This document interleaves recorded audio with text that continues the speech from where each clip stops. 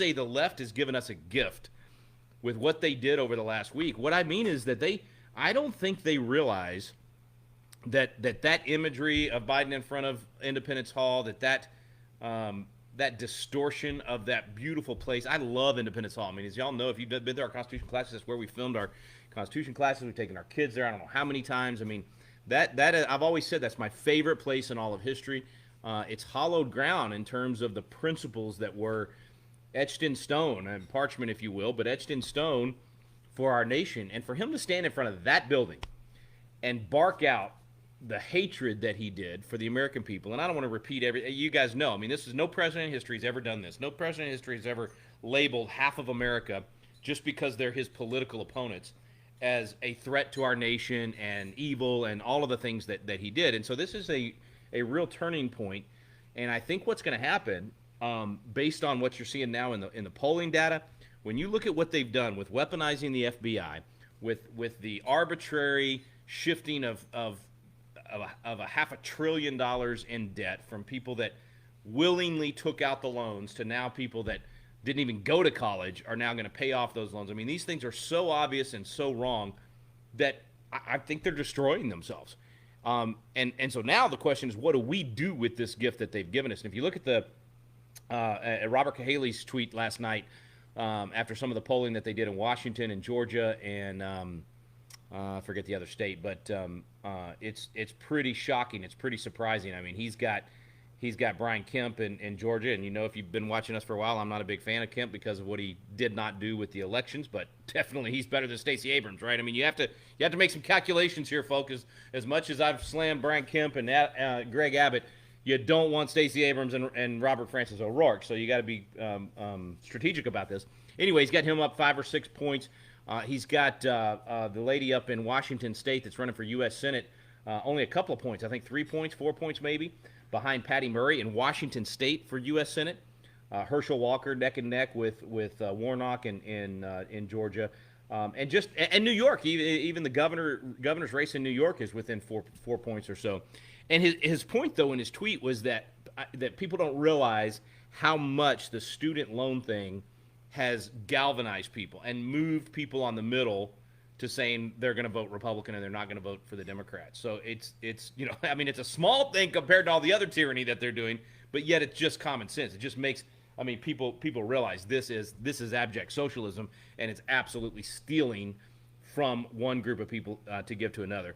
So all of this stuff together, Biden's speech, I mean, all of the craziness of the last week, even I always forget the press secretary's name. She's an absolute clown. I mean, she is a true bona fide moron. I'm sorry, but she can't. I mean, even when she's reading, she can't get it right. What'd she say, that they had created 10,000 million jobs? And then she says, let's see, I wrote this one down because I wanted to make sure I was fair. She's taking from Biden when he said 10 million. Yeah. 10 million, Yeah. She's reading Biden's teleprompter. She's reading Biden's brain, which is a really scary place to be. She said that they're, I think it was Ducey. He's always the one that challenges her so well. But she said that he asked something about people walking across the border. I can't remember if it was over the COVID-19 thing or what. And she said they're not. That is not what's happening. They are not walking across the border. Nobody is walking. Yeah, nobody's walking. I mean, and you say, and somebody on social media actually did. I don't know how they do this with the 3D thing, but they literally put a clown makeup on her. And then has her telling, and with her hair, she looks like a clown. I mean, she is a complete clown. It's just so embarrassing. And I know people say you always have the leaders you deserve, and to some extent, we have these people. And I've said it for 2.5 years: the most highly educated idiots in history are running the world, because we deserve it. We deserve it. We've been on the sidelines for too long. We've let this thing happen, and we've let them take over our education system. So. All of that to say, I think that they actually are giving us a gift.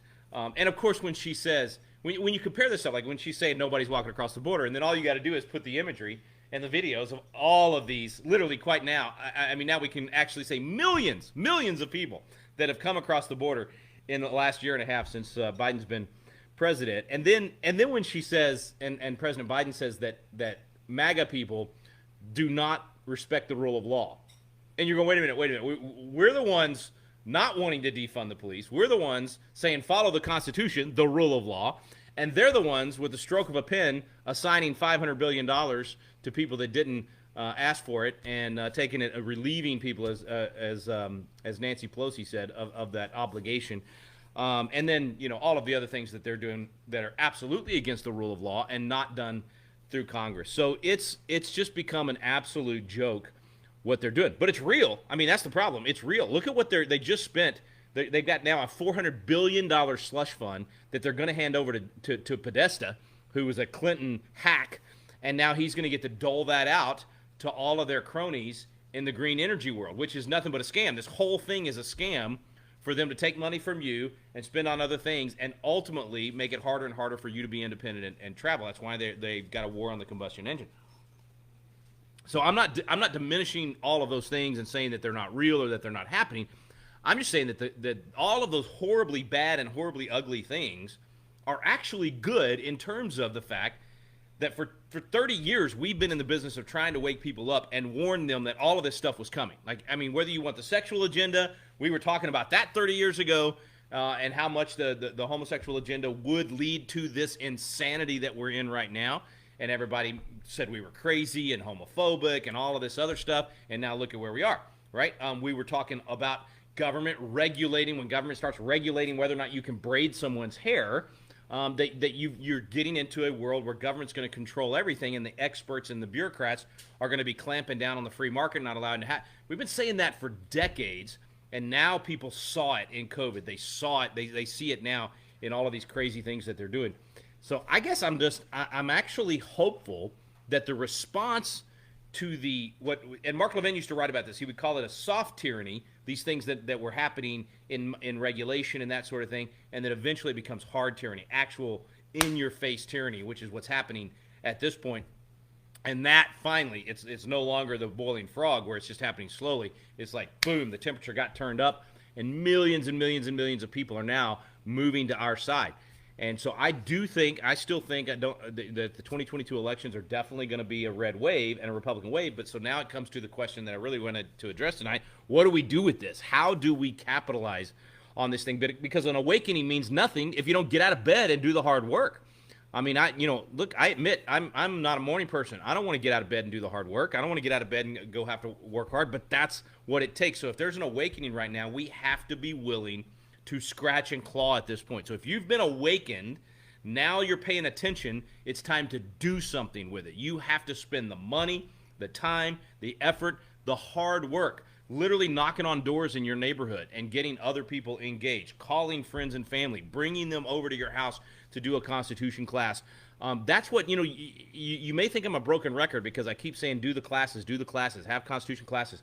But the reason for that is because it's the same as going out and knocking on doors or having a rally or a voter drive or whatever other activity you want to compare it to. But it's bringing people to you where you can then educate them and create this energy. It's like having your own little mini rally like what Trump had in Pennsylvania last night, but in your community. So there's just, I'm telling you, we see it, we hear it all the time. There's no substitute for creating that environment with a Constitution class, to have people over, to study these things, get fired up, talk about them, and then go take action with school board or whatever it might be. And that's really what, when I say they've given us a gift, now what are we going to do with it? How are we going to capitalize?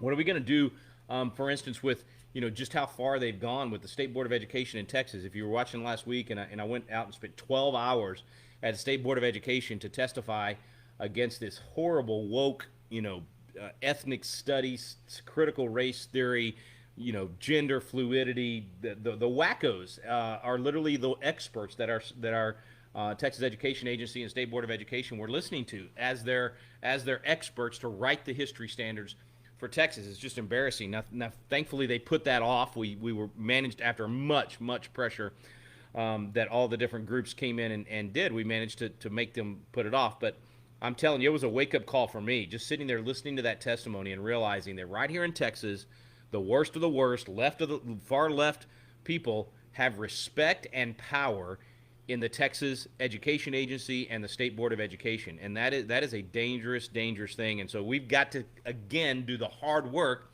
with that State Board of Education and with the Texas Education Agency to prevent that stuff from happening.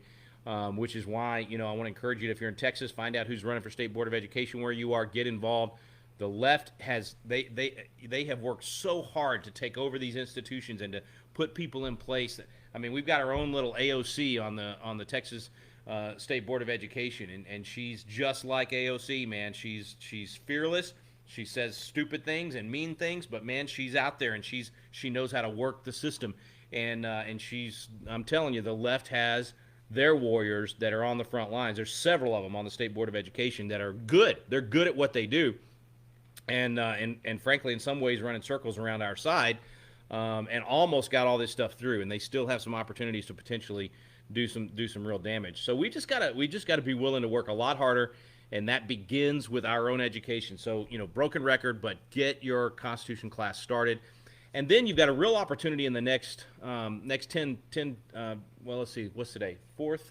So in the next 2 weeks, you've got a real opportunity. Constitution Day is coming up, September 17th. It falls on a Saturday.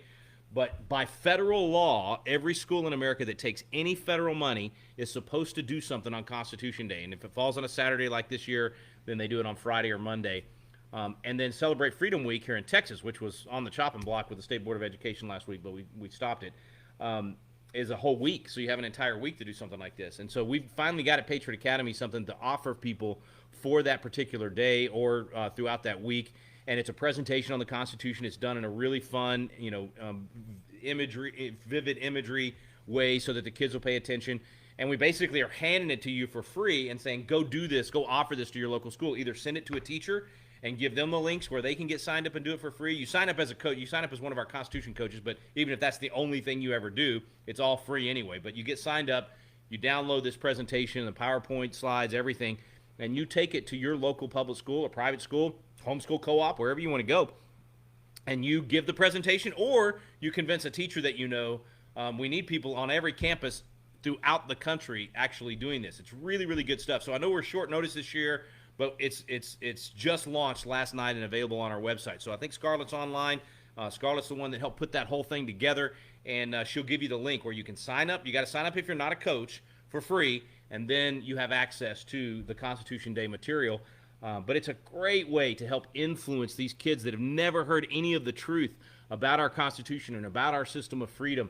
So you be the catalyst in your community. Just like starting a Constitution class in your home, here's your chance to take the Constitution to the kids in your community. If thousands of us would do this across the country, we can help continue that awakening. And I'm telling you, the people that win in these fights, I don't care if it's a sports analogy, if you want to play baseball, football, or a UFC fighter, or whatever it might be, or in these battles for the heart and soul of America, the ones that win are not the smartest. They're not the ones with the most talent. They're not even the ones with the most money. They're the ones that work the hardest. It always comes down to that. Who's willing to scratch and claw in the trenches?